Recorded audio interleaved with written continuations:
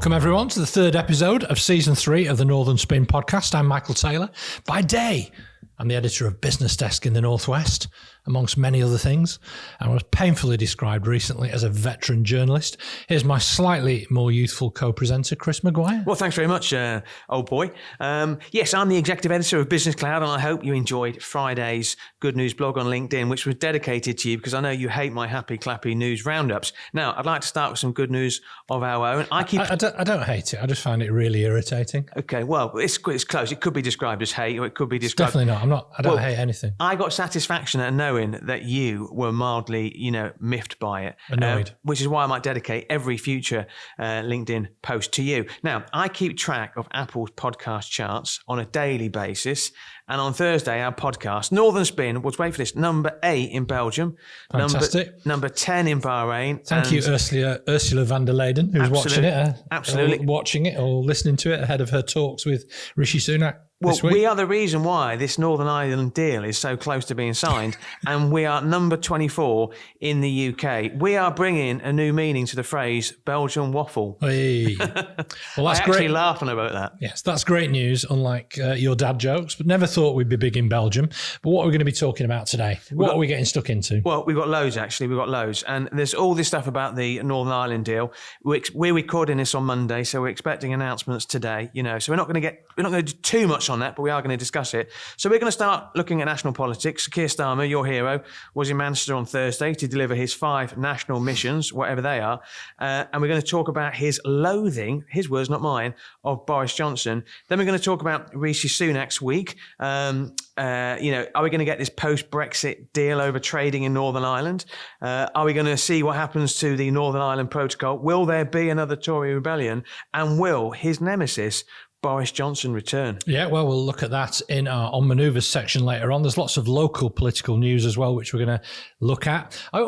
It's a curious one, isn't it, local political news? Because actually it's of only any interest to anybody where it's happening. But I think there are wider implications for the row in Blackpool. Blackpool South's Tory MP, one of the thick right that you quite like, Chris. He's at the centre of a row with his own local party, so we'll be talking about that in Blackpool. Former Liverpool Wavertree MP Luciana Berger is rejoining the Labour Party 4 years after she left, blazing an intolerable harassment and hounding for being Jewish. There's another no-show in the region as well from Transport Minister Mark Harper at the Transport Summit in Liverpool, where my colleague Neil Hodgson was in full attendance, getting some great stories. Louise Haigh impressed delegates. That's Louise Haigh, Labour's Shadow Transport Secretary, who you will claim never to have heard of. I've heard of her. We're going to be discussing the sale of Manchester United. Congratulations to them and to all my friends who made the trip down to Wembley from Surrey and Kent. And we're going to be talking a lot about the politics of football, whether politicians can... And also, that's what I would call a bumper show. What do you think? Yeah, very much so. Yeah. You tell me about my jokes being bad, and yet you squeeze in a line about, Man United fans coming all the way from Kent and Surrey. No, literally, I was looking at pictures this morning of my friends from Hyde, Chiltern, Flixton, and Northwich, who are Man United fans, going to Wembley, and I make a cheap gag like that. Terrible. I'm really pleased for them anyway. Before we do all that, I just want a big shout out to our friends from What Media who produce our podcast every week. They're the kings of video content creation, and they're one of the main reasons why the Northern Spin podcast is the 8th most popular podcast in Belgium this week in our particular political category. I can't speak highly enough of What Media. Yeah, I couldn't agree more. Yeah, they feel like friends. Now, we couldn't produce Northern Spin without our sponsors as well, Oscar Technology and Lily Shippen. As always, we speak about Lily Shippen in part 2, but Oscar share our commitment to integrity. Oscar's an award-winning recruitment consultancy delivering talent across tech, digital, life sciences, energy, and construction. If you want to see more about them, just look at their video on their LinkedIn channel from their recent Global Vision Conference. They made a record 1,674 placements in 2022 and have exciting plans for 2023. We're delighted that they sponsor Northern Spin. Right then, Chris, we're going to shake things up a bit on the podcast this week. So you described me, or you relayed to me from one of our listeners, that I come across as too Labourish. Yeah. Well, you would say that you're a conservative with a small case C. Yeah. You're definitely something with a small case C anyway. You've used that joke before as I well. I know. I actually enjoy telling that one. Yeah, good. So why don't you give us your take on Sir Keir Starmer's speech in Manchester last week before I respond, and then I'll possibly, if that's okay with you, take the lead on what Rishi Sunak's been up to. Yeah, 100%. And when I was the editor of the Chorley and Leyland Guardian, I always said, if we can't be first for the news, we've got to be best with the news as well. It'd be easy to talk about the whole situation with Northern Ireland, but I think we can provide insight on this. Last week, Sir Keir Starmer was in Manchester with all his chums, some of whom I've heard of, and I think last week we saw the best and the worst of the Labour leader. One thing I did notice, and you'll have noticed it as well, is that Labour are now talking openly about 2 terms in office rather than 1. I think it's not complacency on their part. I think it's a dose of reality about the size of the problem facing the next government, and they can't fix those problems in 5 years, so they need 10. Now, the optics of the trip were really interesting. He came to Manchester, again, to deliver the speech, which I think is another nod to the North. His sleeves are rolled up, and I think that's a visual we're going to see a lot in the next few months, because he wants to create this impression of working hard to fix a broken Britain. Now, the only thing that let Starmer down was the substance of what he said. So let's shine a light on Starmer's 5 missions. Secure the higher sustained growth in the G7. And as, just to mention again, we're recording this on Monday. He's going to say something today, and he's going to be talking to the city about that very thing. He's also said that the UK economy is going to be overtaken by Poland. So that was the first one of his 5 missions. Then he spoke about making Britain a green energy superpower. Number 3, build an NHS fit for the future. 4, make Britain's streets safe again. And 5, break down the barriers to opportunity. Now, break down the barriers to opportunity. Critics say Starmer was dropped many of the pledges that he made in 2020 when he ran for the Labour leadership. I accept that we're probably only 18 months out from a general election, but even you've got to admit, Michael, the veteran of journalism, it was a bit light on detail. Well, I think it's an easy and, if I may say so, Chris, a lazy way to criticise a speech, to say that it's light on detail. If you go into the detail and you're then criticised as being too wonky or too boring, that is using language that fails to connect with ordinary people, because the actual business of government, of passing laws, it's quite mundane. What I think he was trying to set out to do, just to place it in context and for balance, is to set out what Labour's missions are, what their aims and goals are. Yeah. My criticism is that the missions themselves are too vague. Now, maybe we're actually at one at this and splitting hairs, that you're thinking it's light on detail. I think they're too vague. The first one in particular is completely out of his hands. What if Joe Biden in America decides to cut taxes to 20%, or we get a Republican president in who tries to do a Liz Truss and goes for growth at all costs? Yeah. That's out of Starmer's hands, what other economists try to do. But it's right to focus on economic growth, but to make it the highest growth in the G7 is balmy. The last one, break down the barriers to opportunity. I think it's very vague, but it also covers a lot of things. And it's just basically a restatement of what Labour's values are anyway. And it could be said to cover education. It could be said to cover housing, neither of which are mentioned in any of the other pledges specifically. We have got a housing crisis. We have got a generation of people around the ages of our sons and daughters who will find it hard to get onto the housing ladder in the way that we were able to. And the Tories are making it ever harder with inertia in the planning system and a lack of, and that whole lack of pride in where we live, our high streets, things like that. They're the deep issues that have provoked real anger in communities that ultimately led to the Brexit vote in 2016, which is seen as a big turning point in British politics.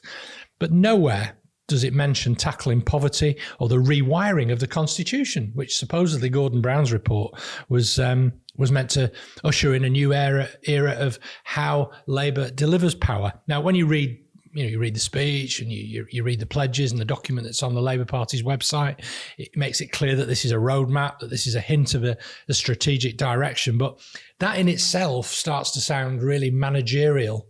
Yeah, the sort of thing you'd expect in a company strategy day in a business like the Co-op, where he launched it.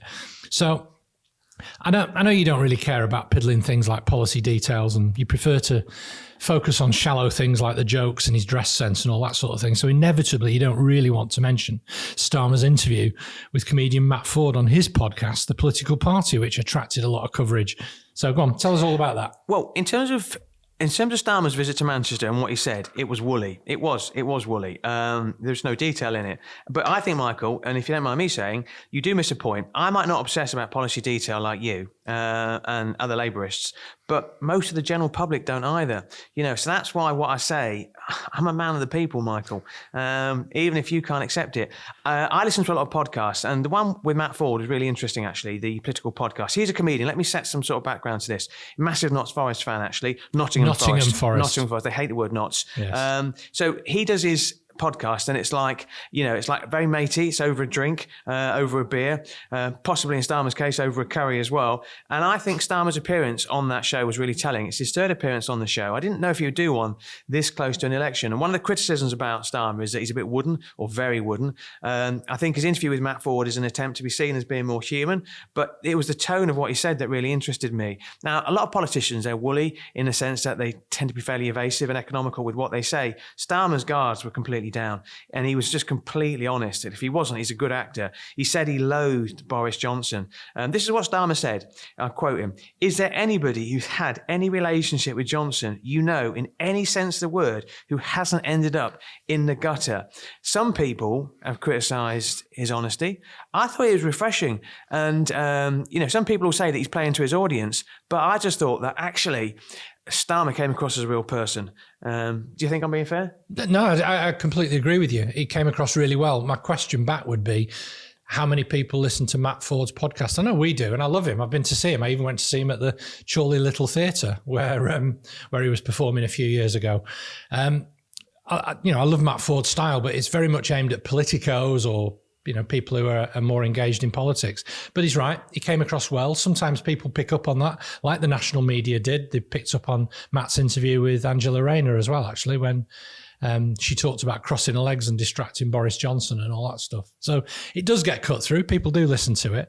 But, who's criticised Starmer for talking like that? Well, it's a genuine question. Yeah, who would criticise? Because I think people like our politicians when they kind of pull their tie off and kick their feet up a bit. Well, I listened to a lot of podcasts, and it was either Coffee House Shots on The Spectator, or I think it's probably the newsagents. The issue was this becoming of a future Prime Minister? Me personally, I liked his candour. Yeah, well, politicians should always, I think, steer away from being something they're not. So it was good that Starmer did that. But the main thing that he needs to communicate to ordinary voters, people who voted Conservative last time that need to put their vote so they can be counted in the Labour pile next time, is to communicate that ultimately, fundamentally, that he's a decent man, he's honest, he's uncomplicated, and that he's prepared to be tough. And if you look at all these other myriad of actions that he's been doing in the last few weeks, standing up to the left in the Labour Party, which some people interpret as reneging on his promises, I think he's been doing a lot of that. And the contrast with Johnson is, I think, a really, really good measure. Yeah, but one of the things about Starmer is that the focus groups still point to the fact that he's actually not that popular outside of his rank and file support, and that's where he needs to get the cut through. That's why I think appearing on podcasts where he comes across as a human being is quite telling. Now, we started this podcast by talking about your glorious leader, Keir Starmer. So I'm going to talk about Rishi Sunak now. And obviously, he's in the news a lot today, in the news a lot over the weekend. The talk is that the EU and Britain are close to signing a deal over post-Brexit trading arrangements with Northern Ireland. That's going to be huge. This Northern Ireland Protocol, which one of his predecessors, Boris Johnson, brought to the party in 2022. That's still hanging over everyone like the sword of Damocles. Now, clearly, Rishi Sunak's week, or his prime ministership, will be judged if he can get this deal over the line. What sort of week do you think Rishi's had? Well, this is going to be a really tough week, a really important week for him when the history books judge the solidity of his premiership. The Northern Irish issue, for me, was one of the really strong arguments against the recklessness of Brexit. If he pulls it off, it's important for him to do something, and he's hinting that Boris Johnson didn't do, which is get Brexit done. And I think it's really important. But what do you think about Rishi's week? Yeah, 100%. You love him, Rishi and his cashmere. Yeah. Well, I think it's. I was listening to the Westminster show, which Caroline Quinn's last Westminster show on Do BBC you have time today. to do any work with all these podcasts? No, I listened to it on the way into this podcast at 6 o'clock on a Monday. And they were talking about Rishi Sunak as well. The problem that he's got is he's in charge of a fragmented party. Now, we've spoken before. We're in agreement. Liz Truss was an absolute disaster. The sooner she can be forgotten about, the better. Johnson is a serial liar. So Labour accused Sunak of being a weak leader. I don't think he is a weak leader. I describe him as an ultra-cautious leader as well. It's worth remembering that Sunak inherited this problem of Northern Ireland and the protocol. Theresa May couldn't fix it. Boris, I got Brexit done. Johnson couldn't fix it. I mean, that's the outrage. Former Levelling Up Minister Simon 7 Weeks Clark, which is what I'm going to refer to him now. Yeah, we've got Ben Blocker-Houchin. So Simon 7 Weeks Clark, there he is again over the weekend, last week, sniping on Twitter from the sidelines, trying to rewrite history by saying Johnson, quote, saved the day from those nasty EU types in Brussels by securing a deal a few years ago. Incidentally, I do need to pick you up on something you said earlier. You said that I quite like Scott Benton. Don't like Scott Benton. Don't dislike him. I think Lee Anderson's different. I think Lee Anderson has cut through, but I'm not a fan of Simon 7 Weeks Clark. Why do you keep giving him a platform then? No, I think we talk about him. I mean, it's interesting. We spoke about Lee Anderson and then he became the deputy chair of the Conservative Party. That's down to me and you. No. What I thought was really interesting was how other people have come to Risi's defence. So George Osborne, the former Chancellor, interviewed him a few times, said to Andrew Neil on Channel 4 last week about Boris Johnson, I'm going to quote you, Boris Johnson is interested in becoming Prime Minister again. He wants to bring down Rishi Sunak and he will use any instrument to do it. And if the Northern Ireland negotiations are that instrument, he will pick it up and hit Mr. Sunak over the head with it. So this Northern Ireland protocol is a huge headache for Sunak, if we're honest. And it is a big issue. I'm not trying to suggest that it's not, but I think in the north, it's not as big an issue. And there's a big announcement today, Monday, about energy prices as well. It suggested that energy prices are going to go up by 20% in April when the new cap's been agreed with Ofgem. So I don't know whether or not the whole Northern Ireland situation has the same level of cut through in the north as it does elsewhere. I mean, I don't think it matters, Chris. I don't think anyone is saying that just because it's happening in Northern Ireland, it's not important to every citizen of this country.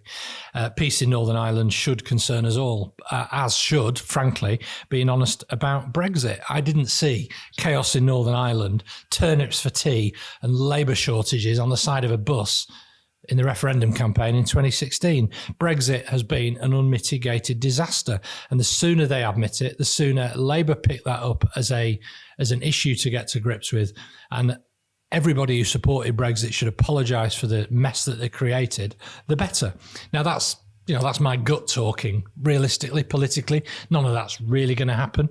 But we'll talk a little bit more about Johnson and what I think Rishi Sunak should do about him when we talk about on manoeuvres later on as a bit of a hint to keep people to stick with us on this podcast. 100%. Hopefully they will stick with us as well. We've got a lot more political chat, but I want to talk about the politics of football. We're both passionate about football. So we're going to talk about the situation with Manchester United. So Sir Jim Ratcliffe has joined, and I'm not one of these people who's very good with name pronunciations, but I'm going to have a go. I'll do it for you. Do it. You do it. Is the Qatari Sheikh Jassim bin Hamad Al Thani?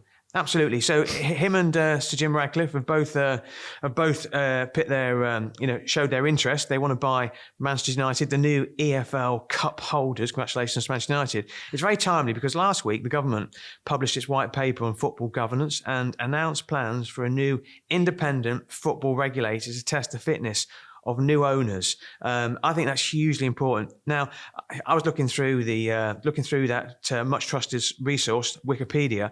Nearly every single Premier League football club is foreign owned or part foreign owned, with around half having American owners of some sort. Liverpool, Tottenham Hotspur, Everton, all rumoured to be up for sale, whilst Newcastle United have been transformed under their new Saudi owners. Should we be worried about who owns our football club? And should we be worried if we were a Manchester United fan?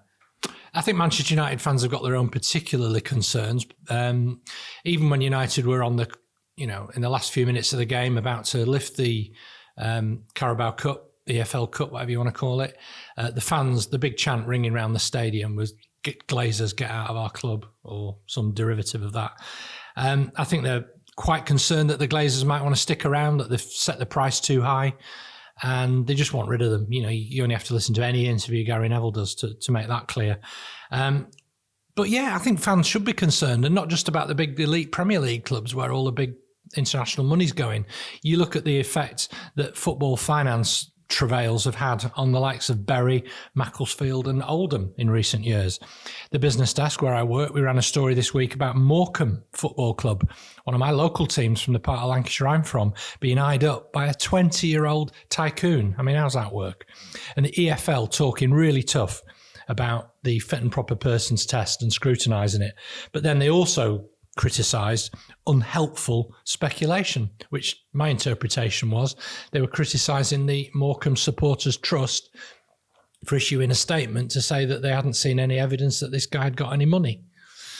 So yeah, in an ideal world, Chris, I think it's fair to say every football fan would love their club to be owned by a wealthy local hero, much as my team, Blackburn Rovers, were in the 1990s by Jack Walker. But after he died in 2000, the family trust had no real interest in splurging their fortune away in a game where the entry ticket to that kind of rich person's plaything had completely risen out of their league, and it had become the preserve of oligarchs and nation states. So it then becomes a massive gamble as to which foreign owner takes over in the casino of football finance. Now, by any measure, Venky's, an Indian food and pharmaceuticals conglomerate who took over Blackburn Rovers, their ownership since they took over has been a disaster. It's better now. It's more stable, and there's a sense that they're fundamentally decent, humble people looking to put right what went wrong when we got relegated from the Premier League and then subsequently down through the divisions with a turnstile on the manager's office door, it seemed at one point. But they've invested a huge amount to keep us at the Championship level, which frankly our supporter base on its own couldn't do it. But in the Premier League, ownership levels things up. That's the argument that Man City fans continually come back with. Why should we tolerate a situation where the biggest supported club in the world, who've got an 80,000 near-on seater stadium that they can fill every week, they've got a global fan base with Vietnamese noodle partners and American auto parts partners, an office of hundreds of people in London selling commercial sponsorships. If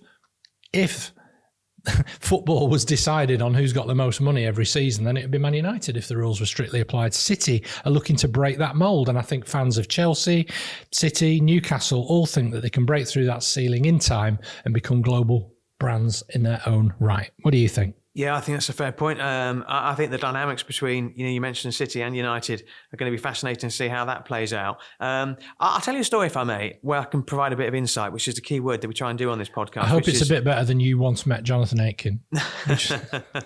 No, that's available on the box set, actually. That was about 2 podcasts ago. If you missed that podcast, thanks for selling that as well, so well, Mr. Veteran. But you stopped the clock and you went, let me tell you about political corruption. And I thought you were going to say, 30 you'd years witnessed ago. brown envelopes being passed around. No, absolutely. So go on, what have you got? Okay, so Derby County. So Okay. I've got a big personal interest in this. So last year, Derby County. Your personal interest, by the way, is your daughter plays for them. Yeah, my daughter plays for the women's team as well. So I Brilliant. followed Derby County, closely for about the last year or so. It was founded in 1884, which is when you started your career. Now, they were on the brink of extinction last year. The club went into administration. Wayne Rooney was the manager. They were docked 21 points. They owed the taxman millions and millions of pounds.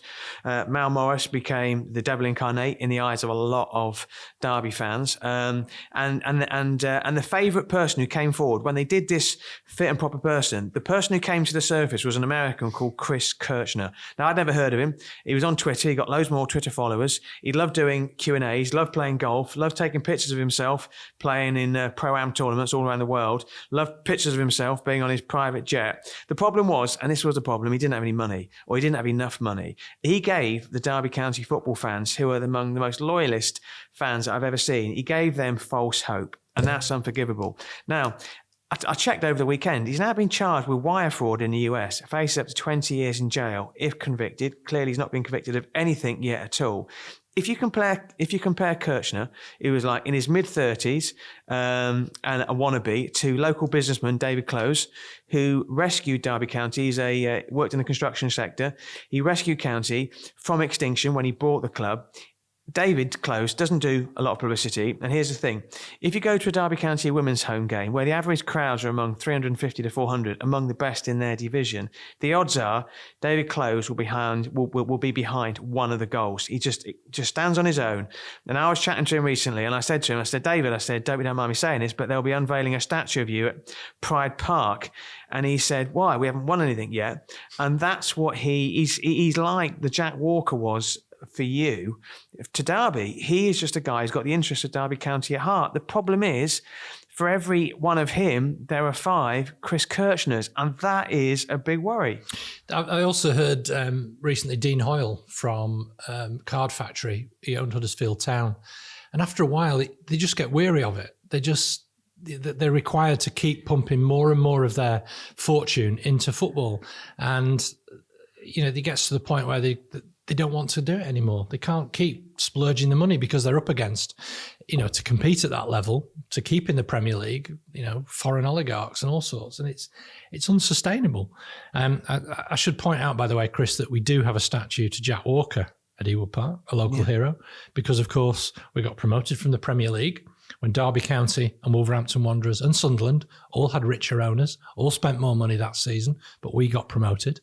And then we won the Premier League in 1995, and we won the EFL Cup in 2002. And on that note, let's go for a break.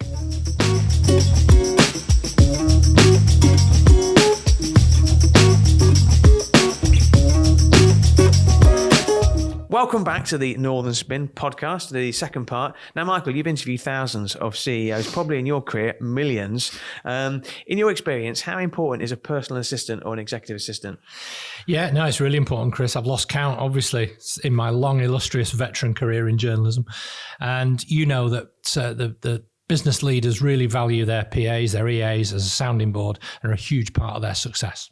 Yeah, I couldn't agree more. Lily Shippen is a specialist recruitment agency for HR and business support staff. They've got bases in Manchester and London. Lily Shippen recruit a range of roles, including executive assistants, personal assistants, office managers, receptionists, HR business partners, and many, many more. They work with businesses of all sizes and are experts in placing exceptional people with exceptional businesses at the right time. They don't just know how to recruit HR and business support staff, but they know when to recruit. So if you're an MD, a CEO, a business leader in the North or anywhere, remember the name Lily Shippen.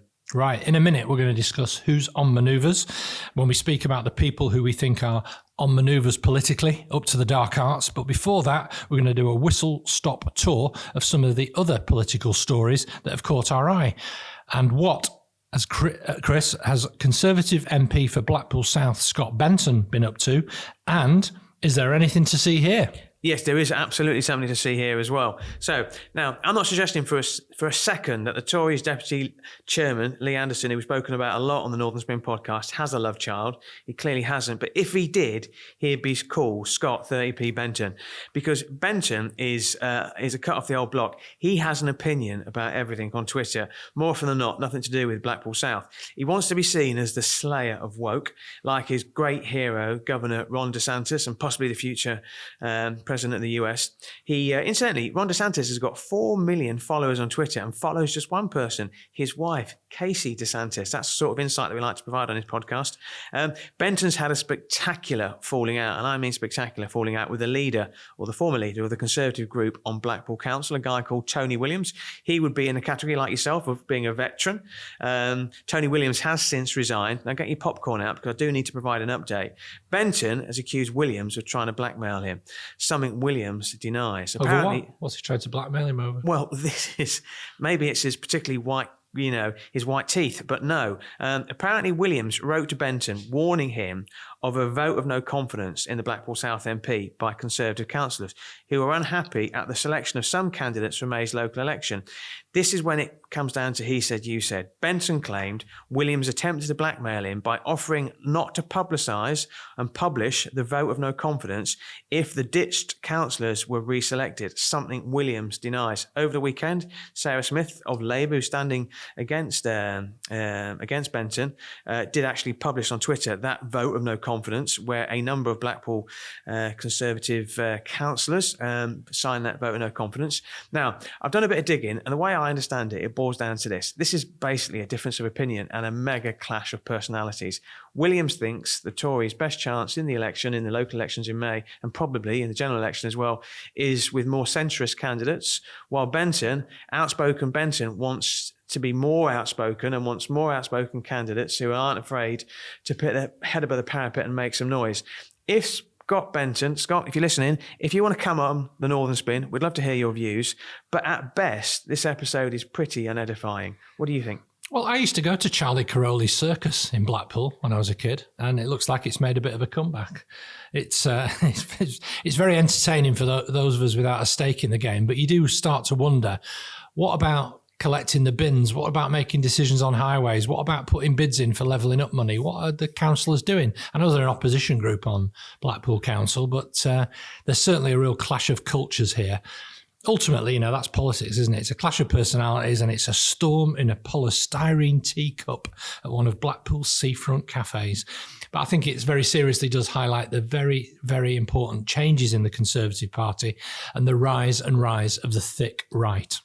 Yeah. I tell you, you're doing one for the kids there by reminiscing about your trips to Blackpool. What was it? Caroli's? What was it? Charlie Caroli's circus at Blackpool Tower Ballroom. Absolutely. That's one for the youngsters there among our growing number of listeners. Now, on a more serious point, something you want to talk about is former Labour MP, Luciana Berger, the former MP for Liverpool Wavertree. She's made a very welcome return to the Labour Party. Yeah, well, you say welcome return. It's not gone down too well with all the worst people in the world on the Corbynista left.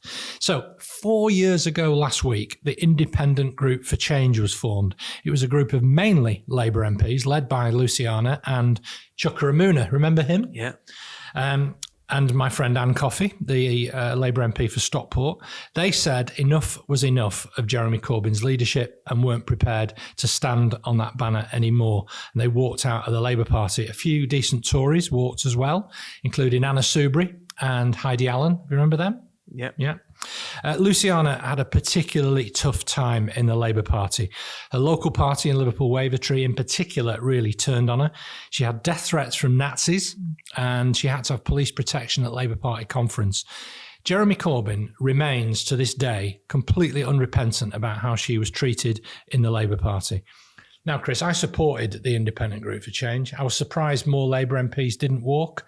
I thought they might learn the lessons of the SDP in the 80s and seize the opportunity to break the mould of British politics. You see, I'm old enough to remember the SDP.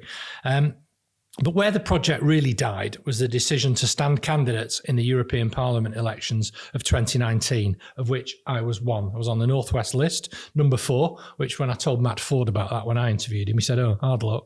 Yeah. We absolutely got creamed. It split the group tactically. People fell out quite visibly. Chuka joined the Lib Dems and stood in the 2019 general election, as did Luciana in London in Golders Green. I thought it might lead to a real realignment on the centre of British politics, and it might amount to something like a reverse takeover of the Lib Dems. That was never going to happen. The Lib Dems weren't particularly keen on too many people joining them. Now, I saw Luciana last year at the Kite Festival speaking on a panel on women in politics, and she just looked completely different. She looked like a weight had been lifted from her shoulders. She looked happier, more content. And she didn't give any hint that she was in any way interested in going back into politics. She was quite pleased at being relieved of the vitriol and hate that was thrown at her. And she read a few messages out, which would just make your blood turn to ice. So in the week that Jeremy Corbyn gets told he won't be standing, Keir Starmer sends a clear message. Now, usually, Chris, you're banned for 5 years from the Labour Party if you stand against them in an election. I snuck back in because I stood against them in the European Parliament elections, if anyone noticed. Not many did. And now Luciana... Well, did anyone vote for you? What? Did anyone vote for you? Well, you vote for a list, but on a party. And we got about 4%. It was pretty pathetic, really. The Lib Dems did really well in that election, and the Brexit Party were the one that won. The Tories came behind us. They got absolutely creamed as well. It was a real strange election, but we've been welcomed back into the party, and I'm really pleased that Luciana is. She's a really capable politician. She did loads on mental health awareness and poverty, and Yeah, and if she has a return to frontline politics again, that's going to be a good thing because she's someone of a real rare talent and a great communicator. You mentioned, you mentioned Chuka Umunna earlier. I'm just thinking, actually, he has disappeared off the face of the political earth. He has. Yeah, he has, yeah. At least he certainly has in my world. I interviewed Luciana. Just on Chuka. So it took a while for me to realise this, but Emmanuel Macron's party is called En Marche in France. Yeah. The initials EM. When that group decided what its name was going to be, it was Change UK, the same initials as Chuka Umunna. I think, and people said to me, you're just hitching your wagon to a vehicle for Chuka Umunna's ego. You're gonna make a fool of yourself. And I went, no, it's genuine. So is that just a guess on your part? Well, it's a coincidence, isn't it? Well, Chuka Umunna, if you want to come on Northern Spin podcast and to break your silence, you'd be more than welcome. Interestingly, actually, we did lay down. You interviewed Luciana. Tell me about that. Well, we did lay down the gauntlet last week for politicians to come on the show, and the silence has been deafening. So, Chuka, if you want to come on, I interviewed Luciana Berger in 2016 at the IFB, the International Festival for Business. Oh yeah, I went to that. It was good, wasn't it? Well, no, it wasn't. I don't think it was as good as it was made out to be. I think there was a lot. Maybe it was 2018 I went to. Yeah, there was two. There was one in 2016. There was one where Richard Branson came to gave us a speech. I think that was the one where I interviewed him actually. But you like her? You think she's right? Yeah, she was on a panel with the then Mayor of Liverpool, Joe Anderson, and the then Walton MP, Steve Rotherham. They were standing to be the next Metro Mayor in Liverpool. Steve Rotherham obviously won it. I thought she came across as very good as well. Actually, she came across as honourable. And, listen, I'm not pretending to be a huge Labour supporter, but I think it's a good move to have her back because I think the Labour Party need people like that. Politics need people like that. But also I think politicians and politics generally need more women, high-profile women in politics. I would agree with that. So we've spoken a little bit about the trials and tribulations of Luciana. One of the things she got was death threats from Nazis, which there's a real hotbed of activity, wasn't there, around national action in the Northwest around the time that she was prominent, and she had death threats from them. Someone went to jail for it. But you want to talk, therefore, a little bit about the surge in far-right activity in the Northwest. I think our job on the Northern Spin is to flag up different things that people might not think are relevant to them. We spoke a couple of episodes ago about the violent scenes outside a hotel in Knowsley where asylum seekers were being held. A police van was torched. It was horrendous. It was not the sort of attention we want on the North. Last week, the MP for Knowsley, Sir George Howarth, veteran like yourself, highlighted the involvement of far-right groups from outside Knowsley in the violence in a separate incident, and it didn't get as much attention as the event in Knowsley, but there were protests outside a hotel a few days later in Rotherham, which was being used to house temporarily refugees. Yeah. Now, apparently, the far-right protesters in Rotherham were outnumbered 10-1 by a counter demonstration. But the politicians and the media alike, they just have to be so careful about the language they use because this could spiral out of control. And it's a worry. And I think I'm concerned about the rise of the far right. Do you think we need to be generally more worried about the rise of the far right? Yeah, we should. We should always be worried and we should always be vigilant. And it's why it so disappoints me that politicians like Lee Anderson, Scott Benton and Suella Braverman are quite happy to trot out some far-right tropes in order to just fuel that kind of division that the far-right thrive on. I think it's really irresponsible. No, I agree. So let's go on to our section on manoeuvres.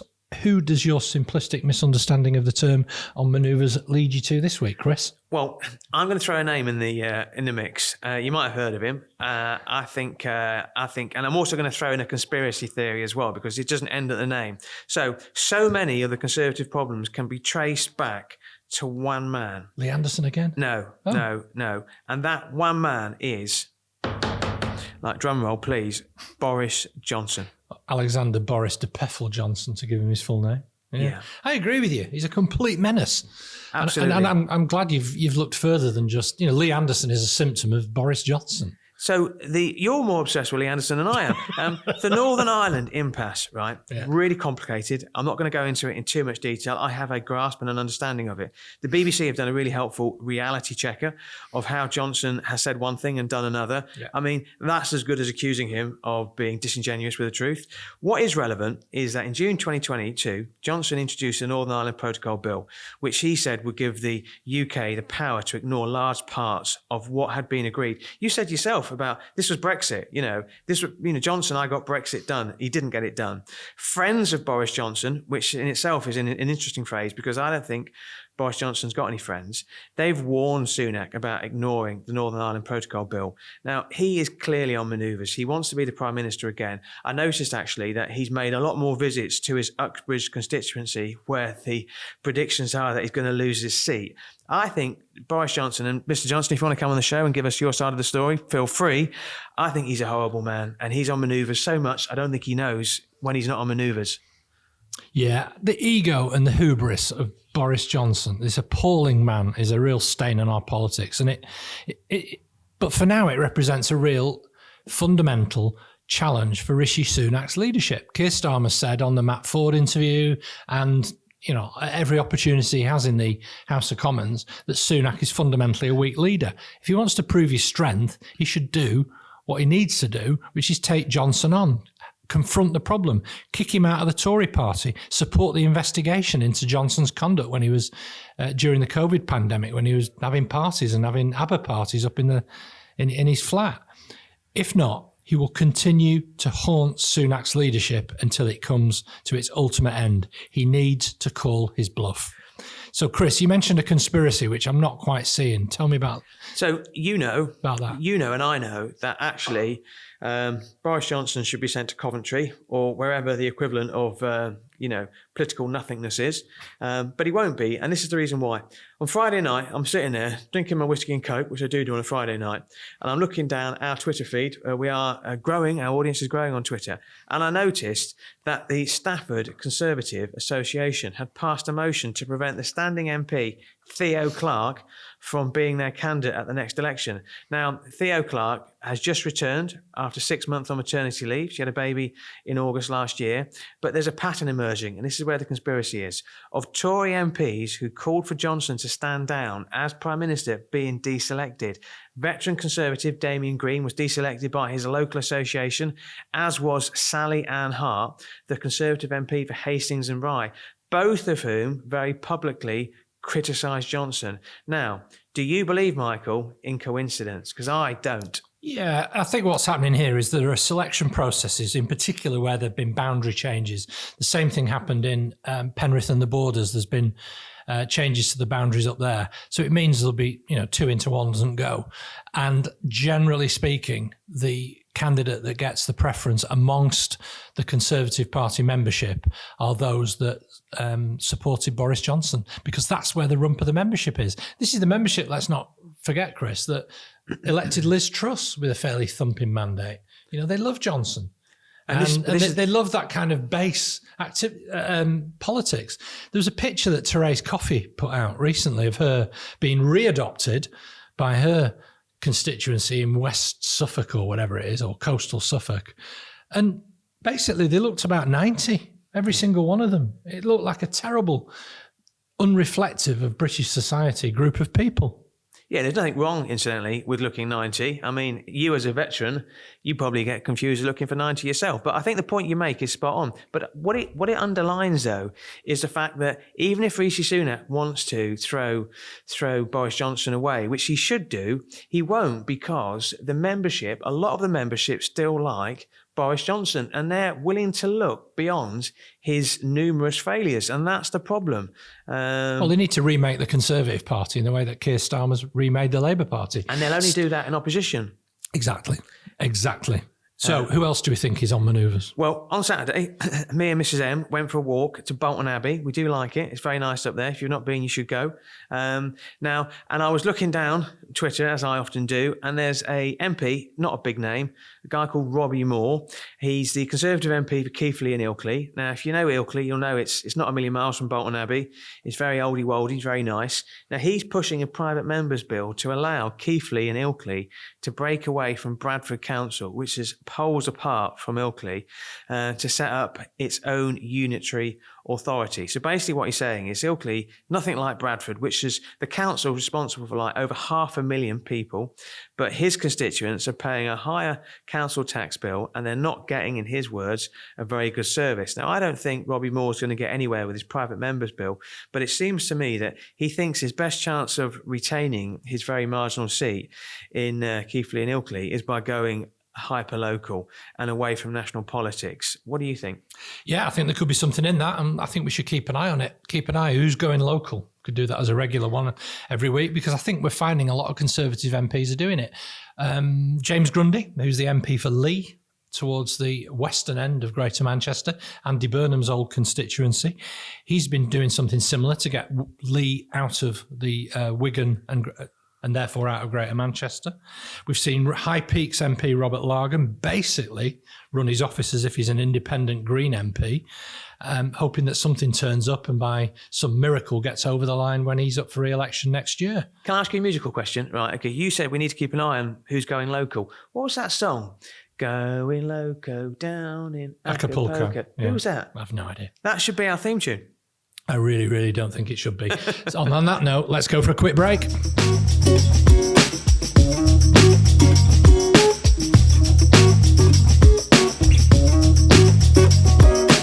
Welcome back to the third and final part of episode 3 of season 3 of Northern Spin. Now, I know you've been a busy boy, Michael. What have you been up to? Well, I went to the launch of Andy Spinoza's book, Manchester Unspun. I talked to the host for the evening, broadcaster Michael Crick, before he headed off to Old Trafford to see the game against Barcelona.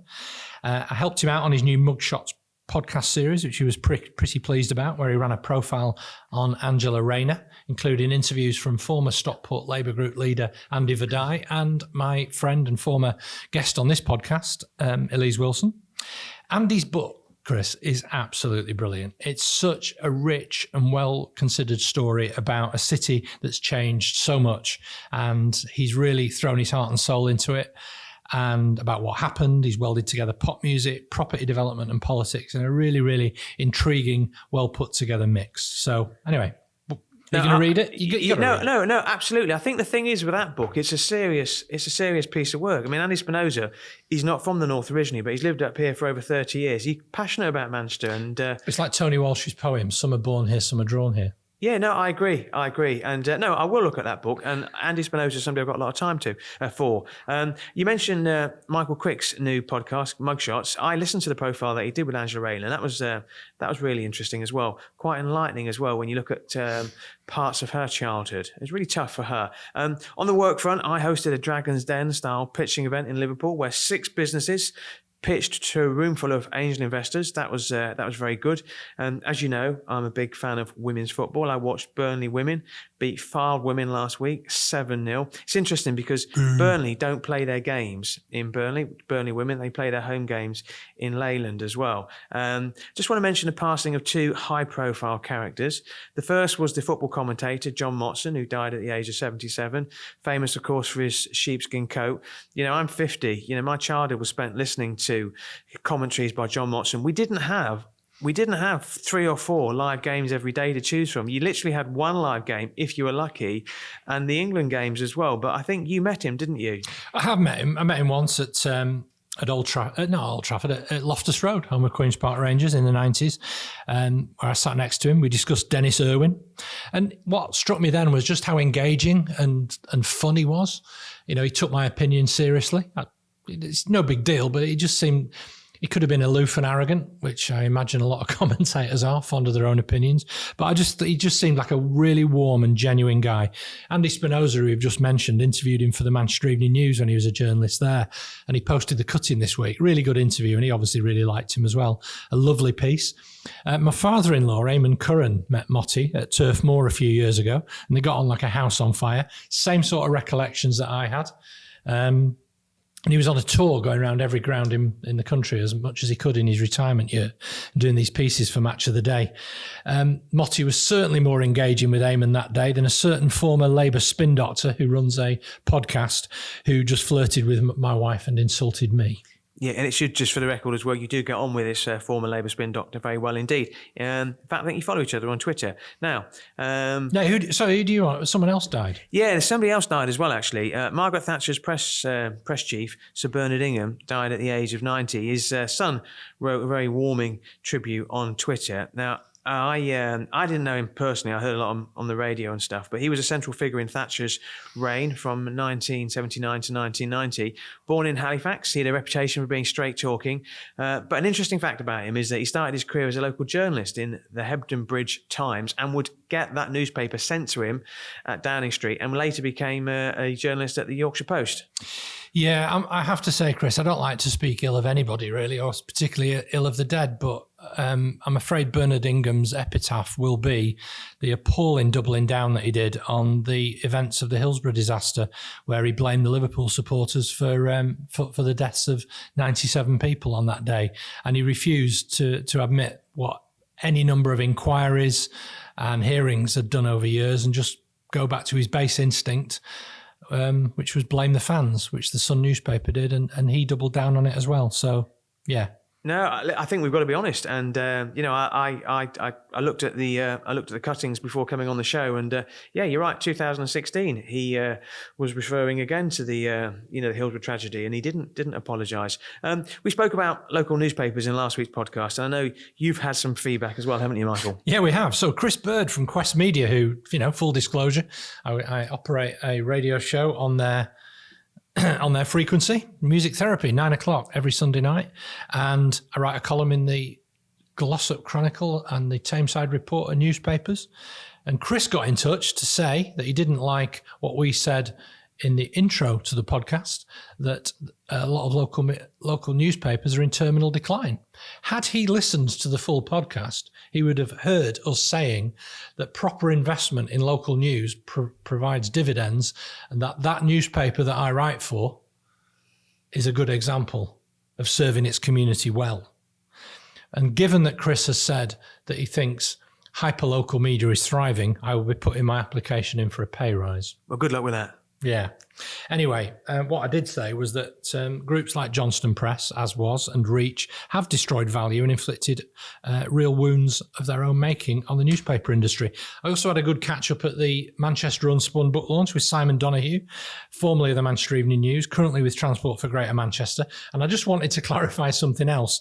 I might have given the impression when speaking about Reuben Singh that was a solo effort. It really wasn't. We modified our entry in the Rich list in Northwest Business Insider, and then Simon went and did some really, really hard digging and some great reporting on a proper expose of the sham that was Reuben Singh's claims to wealth, very much as a forerunner to Stephen Bartlett. Top guy, Simon. Really, really respect his work. And some people, by the way, Chris, the other bit of feedback is that we didn't go far enough in talking about Stephen Bartlett last week. Some people are quite obsessed with this issue, aren't they? Yeah, and I think the thing with Stephen Bartlett is a success, whichever measure you use to measure success, whether or not it was Social Chain, whether or not it's his podcast, whether or not it's his books, whether it's his social media. The question is he as successful as he said he is? Yeah. But people are entitled to their opinions. And I concur with what you said about Simon Donoghue. I've met him, I like him. And it's nice to be getting some feedback. Yeah, because ultimately, what we want is feedback, don't we? Yeah, we do. Absolutely. And as everybody has said, we're journalists. We've got a duty of care to get our facts right as well. So any TV and film recommendations? Yeah, absolutely. This is the third part. My wife calls it the fun part. And we always talk about cinema visits. Also, I'm trying to make you more northern as well. I know. I feel like I'm letting you down on that front. But as I say, we mentioned The Gold last week, finished it. They're not going to do any spoilers. Brilliant, loved it. We went to me and Mrs. M went to the cinema again on Thursday, and I'm going to put it out there. I'm going to save our listeners some money here. If you're thinking about watching a film, Knock at the Cabin. I can't tell you how bad that film was. It starred, interestingly, Harry Potter star Rupert Grint, who has disappeared off the face of the earth since his appearances in Harry Potter. I did that thing that was really annoying, actually. I leant over to Mrs. M while she was eating her Maltesers and said, "I think that's the fella of Harry Potter." Fairly soon after that, I fell asleep, and that was my best memory of that particular film. What have you been doing and watching? Yeah, well, books-wise, obviously I've been delving back into Manchester Unspun, but I bought a book in from News from Nowhere, a radical bookshop in Liverpool. Have you ever been to a radical bookshop? I bet you haven't, have you? I don't go to many bookshops, full stop. Well, I bought a book called The North Will Rise Again by Alex Niven, who's a lecturer in English literature at Newcastle University. I liked his previous book, and so I delved into this one as well. He's a writer I quite like, so I'm looking forward to getting stuck into that. I will report back. But we watched Better on the BBC, which I'm only going to say, I'm going to give it 6 out of 10. It was okay. It's set in Leeds, so lots of location spotting, and it's about a corrupt detective trying to get away from her drug dealing sponsor. And like I say, it was okay. No more than that. Can I just say as well, actually, the guy in Better, which I've not seen, but I quite fancy watching. It's not got the best reviews, but the guy in it is a guy at Broadchurch, isn't he? Where he had obviously a West Country accent. Yeah, absolutely. He's got an Irish accent in this, but and it's good. But I like him. But he goes to the same church that I go to or used to go to. I've not been for a while, and he goes he goes for Christmas Mass. And I was at Christmas Eve, and I turned around and I said, "That's the guy from Broadchurch." So sorry if you're listening, Mr. Guy from Broadchurch. So he lives near you? His family do, or his in-laws do. Wow. Yeah. Well, really nice guy. Well, he's good at accents, as I can definitely say for that. So that's all for episode 3 of season 3 and part 3 of Northern Spin. We do things in threes on this. We're also on Apple Podcasts. Please review us. Our latest review is from Anthony Morrow, the chief executive founder of Open Money, who we mentioned last week. He gave us a 5-star review and he wrote, "Only started with series 3, but fantastic show. Love the insight from media and journalist perspective. Also, the very clear positions taken on subjects without being deliberately contrarian, as most topical shows can be. Excellent stuff." Not sure. Great, isn't it? Yeah, great. Yeah, and I like Anthony. I'm not sure he's still the CEO. He's certainly the founder, and he's heavily involved in lots of businesses in the Northwest. Got a lot of time for Anthony. Well, loves his dog. Loves his dog. Well, whatever you call yourself, Anthony, thank you very much for that. Don't forget to press the subscribe button. Next week on Northern Spin Extra, we've got a Northern Spin Extra with Naomi Timperley. You don't want to miss that. Follow up on Twitter at Northern_Spin1. Watch us on YouTube. Thank you to What Media for recording this podcast. Our sponsors, Oscar Technology and Lily Shippen. And thank you to Elliot Taylor for providing the music. My name is Michael Taylor. And my name is the younger version, Chris Maguire.